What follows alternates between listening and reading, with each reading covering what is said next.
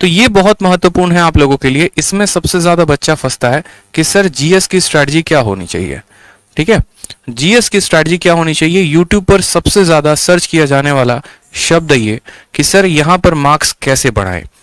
तो sir GS में हम जो है स्कोर कैसे करें, यहां पर इस बात को बताइए कि जीएस के लिए हमारी स्ट्रेटजी क्या होनी चाहिए। बहुत ज्यादा बच्चों का डिमांड रहता है, पिछली वीडियो में बच्चों ने बहुत कमेंट किया।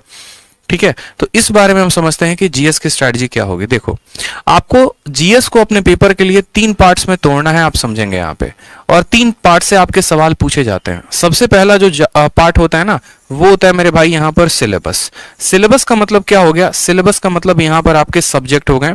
जैसे अगर हम बात करें तो फिजिक्स हो गया, केमिस्ट्री हो गया, आपको बायो हो गया, ठीक है, पॉलिटी हो गया, हिस्ट्री हो गया, ज्योग्राफी हो गया, आपका इकोनॉमिक्स हो गया, और इसके अलावा यहां पर आपका थोड़ा बहुत इन्वायरमेंटल हो गया।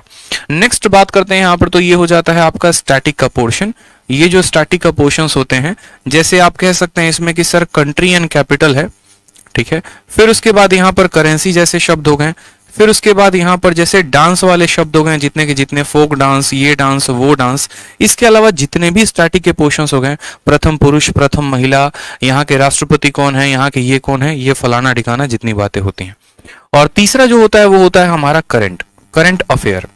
ठीक है, ये जो जीके होता है ना, ये हमारा 3 पार्ट्स में ब्रेक होता है करंट अफेयर्स में।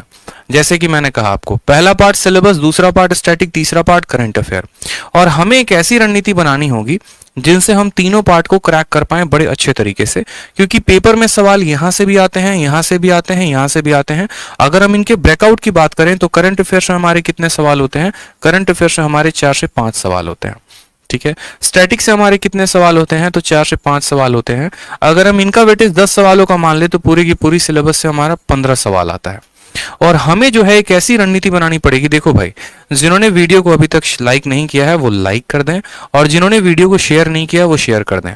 अगर मैं इतनी वैल्यूएबल बात आप लोगों से शेयर कर रहा हूं आप लोगों के स्कोर को बढ़ाने के लिए, तो ये आप लोगों का भी फर्ज बनता है कि आप भी इस वीडियो को ज्यादा से ज्यादा लोगों तक शेयर करो। ठीक है, अगर मैंने यहाँ पर जो है एक जहद उठाई है कि आप लोगों के स्कोर को बढ़ाऊं, मैं आप लोगों की सहायता करूं, मैं आप लोगों को जो है स्ट्रैटेजी ढंग की बताऊं, तो उसी तरीके से आप लोगों का भी ये फर्ज बनता है कि आप वीडियो को ज्यादा से ज्यादा लोगों तक पहुंचाओ। ठीक है, तो ज्यादा से ज्यादा लोगों तक शेयर करो आप।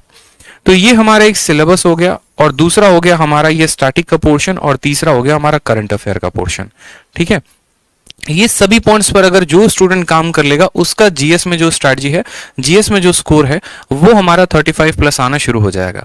और 30 और 35 प्लस एक बहुत ही बढ़िया स्कोर माना जाता है आपके जीएस में। अगर इतना आप स्कोर करते हैं तो आपका बहुत अच्छा रिजल्ट आएगा।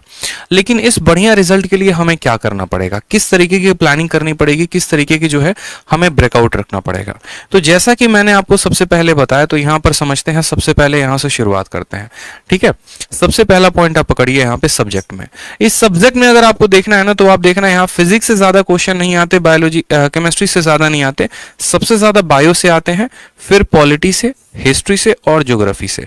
ये आपके जो है ना, ये 4 सब्जेक्ट जो है ये बहुत इंपॉर्टेंट है इन 7 सब्जेक्ट्स में। इसको जो है आप प्रॉपर तरीके से अगर रिवाइज कर लेते हैं, प्रॉपर तरीके से आप एक एक पॉइंट पढ़ लेते हैं, तो आपको परेशानी नहीं होगी। फिर बच्चा बोलेगा कि सर इसको पढ़े तो कहां से पढ़े। ठीक है, क्या कोई किताब को रेफर करें, क्या कोई यूट्यूब चैनल को रेफर करें, कैसे पढ़ें। तो देखो, हमारे चैनल पर ऑलरेडी क्लासेस चल रही है, आप उससे रेफरेंस ले सकते हैं। इसके अलावा जो है अगर आप किसी बुक से पढ़ना चाहते हैं तो आप किसी बुक से पढ़ सकते हैं, लेकिन बुक में जो सबसे बेस्ट होगा मेरे हिसाब से वो रहेगा लूसेंट। अगर आप लूसेंट पढ़ते हैं, ठीक है, या हिंदी वाले स्टूडेंट अगर आप घटना चक्र पढ़ते हैं, तो आप वहां से भी सवालों को बढ़िया तरीके से कंसेप्ट को समझ सकते हैं। कभी भी जीएस को पढ़ने की जो स्ट्रैटेजी होती है वो इस तरीके से होती है कि पहले आप सब्जेक्टिव को पढ़िए और फिर उसके बाद आप उसके ऑब्जेक्टिव को लगाइए। जैसे मानिए कि सबसे पहले आपने दिल्ली सल्तनत पढ़ा, तो आप दिल्ली सल्तनत को पढ़ लीजिए, और उसके बाद दिल्ली सल्तनत पर आधारित जितने भी प्रश्न आपके लूसेंट के ऑब्जेक्टिव में हैं, पहले आप उसको लगाइए। इससे क्या होगा कि आपका जो लेवल है वो इंक्रीज होगा, आपको जो चीजें हैं क्रम अनुसार याद होते चले जाएंगे, और आपका फिक्स रहेगा कि हाँ यार, जब मेरे सामने 4 ऑप्शंस आते हैं तो उसमें मुझे सही ऑप्शन किस तरीके से टिक करना है। तो इन बातों पर सबसे ज्यादा फोकस करिए। नेक्स्ट बात आता है स्टैटिक में।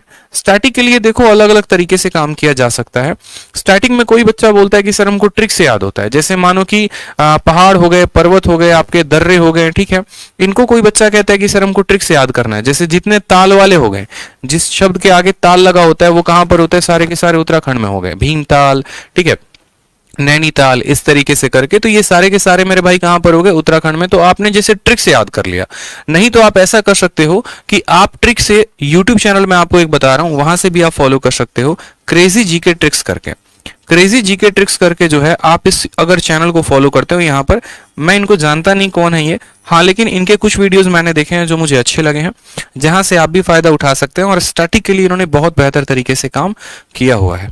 तो स्टैटिक का पोर्शन आप यहां से कंप्लीट कर लीजिए। साथ में लूसेंट का जो मिसलेनियस है, उस लूसेंट के मिसलेनियस को जरूर खत्म कर लीजिए मेरे भाई, ठीक है। लूसेंट का जो मिसलेनियस है ना, उनको भी आप जरूर खत्म कर लो। मिसलेनियस में जैसे आपका हो गया कंट्री कैपिटल है, इसके अलावा जो है एक एक पार्क है, वाइल्ड लाइफ सेंचुरीज हैं, इसके अलावा जो है कौन सा पार्क, जैसे सिमलीपाल हो गया, सिमलीपाल कहाँ है तो उड़ीसा में है। जैसे डांस के बारे में हो गया कि जो राउफ डांस है वो कहाँ का है तो कश्मीर का है, जो तमाशा है वो कहाँ का है तो महाराष्ट्र का है। इस तरीके से आप एक एक पॉइंट को यहाँ पर टिक करके मिसलेनियस में खत्म कर सकते हैं।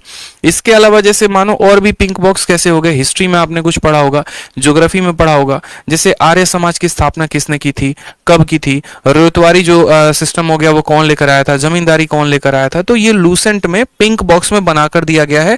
ये आपके ऐसे होते हैं जिनको अगर आप कवर अप कर लेते हैं अच्छे तरीके से, तो आपका स्टार्टिंग में एक भी सवाल नहीं छूटेगा। और लास्ट में आ गया हमारा करंट अफेयर। करंट अफेयर के लिए बकायदा मैंने आपको बताया था कि पिछले 6 महीने का इंपॉर्टेंट होता है, जिसमें 3 महीने का आपको डेली पढ़ना है और 3 महीने का आपको मंथली पढ़ना है। जैसे अगर हम बात करें यहां पर, तो जनवरी हो गया, फरवरी हो गया और मार्च हो गया।